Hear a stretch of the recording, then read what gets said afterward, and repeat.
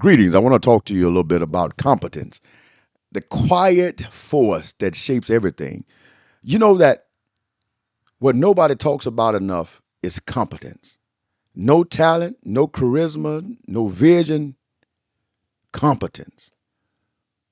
We live in a world that is obsessed with the spectacular, the viral moment, the unicorn startup, the revolutionary leader. But here's what I've learned competence is the foundation upon which everything exceptional is built. And most people are walking around without it, wondering why their lives feel like they're consistently putting out fires. Let me tell you what competence actually is. It's not about being perfect, it's not about knowing everything, but competence is about the ability to have the reliability to do what needs to be done when it needs to be done, at the level it needs to be done. It's showing up prepared, it's following through. It's the thousand small decisions that compound into a reputation, a career, and a life. Think about the people that you've grown to trust, not the ones that have the best pitch decks or the most followers. The one you can call when something is important and is on the line. What do they have in common? They have competence. When they say they're doing something or going to do something, they get it done. When they don't know something, they say they don't know, but we'll figure it out. They don't make the mistake twice, keep doing the same thing over and over again, expecting a different result. They don't need to be reminded, they need to be managed. They don't need that because they're competent. In life, competence is freedom. It's the difference between being the mercy of circumstances and being able to navigate through them. Can you manage your finances? Can you have a difficult conversation? Can you fix what's broken or at least know who to call? These aren't glamorous skills, but they are difference makers between the agency and helplessness. I watch people with incredible natural gifts squander them through sheer incompetence. The brilliant writer who can't meet a deadline, the visionary entrepreneur who can't manage cash flow, the talented employee who can't return an email. And I've watched people with modest abilities build extraordinary lives through relentless competence. Now, in leadership, competence takes on a different dimension. A competent leader doesn't just execute, they multiply competence of everyone around them. They create systems, they build culture, they set standards. Because here's the thing incompetence is contagious. One person who doesn't follow through, one person who cuts corners, one person who makes excuses, spread like a virus through an organization. But so does competence. When a leader demonstrates genuine competence, not just talks about it, but operate in a spirit of excellence, he or she embodies it. Something magical happens. People rise to meet the standard. They take ownership. They take pride in their work because competence breeds confidence and confidence breeds initiative. The best leaders I've known weren't necessarily smartest or the most charismatic. They were most competent. They understood their domain deeply. They made decisions based on reality and not wishful thinking.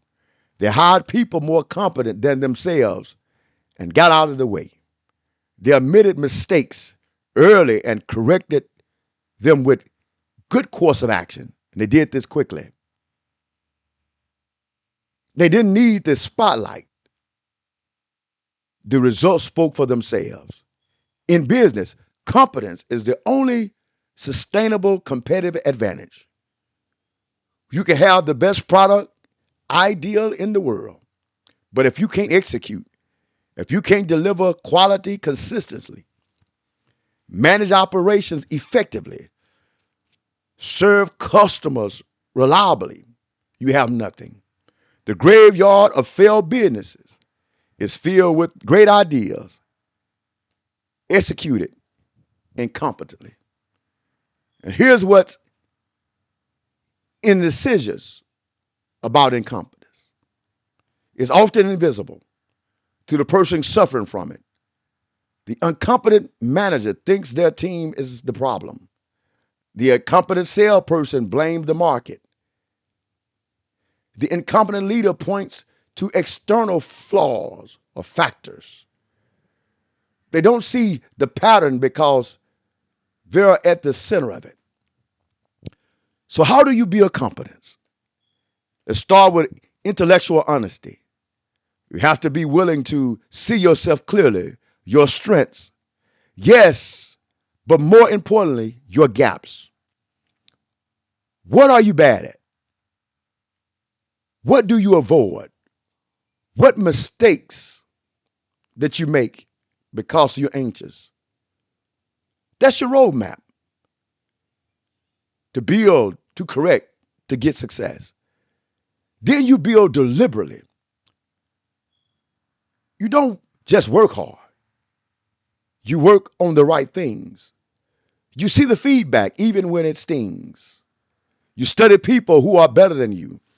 You practice the fundamental foundations until they are automatic. You build systems to compensate for your weakness. Your measure becomes what matters. And you look at how can I improve it? But here's the paradox. True competence requires knowing what you don't know. The most dangerous person in the room is the incompetent person who thinks they are competent. They don't ask questions. They don't seek help. They charge forward with confidence unjustified by their capability. And they create chaos in their wake. Competent people, on the other hand, have healthy doubt. They check their work. They plan for contingencies. They know where their expertise ends. They say, I don't know, but I'll find out. And not ashamed of it. Because competence isn't about all the answers or having all the answers. It's about being able to get the right answers reliably. Look, I'm not saying competence is everything. Vision does matter. Value does matter. Relationships do matter. But none of these things can sustain themselves without competence and a strong foundation. You can have the purest intentions, but if you can't execute, you can't make an impact. You can't build the deepest relationships. But if you're unreliable, they'll erode. You can have the boldest vision, but if you can't deliver, it's just daydreaming. The beautiful thing about competence is that it's available to everyone. It's not about talent or privilege or connections. It's about discipline, attention, commitment to getting better. Every single person can become more competent tomorrow than they are today. They just have to decide that it matters. And it does matter because at the end of the day, the world doesn't need more people with potential. It needs people who can deliver.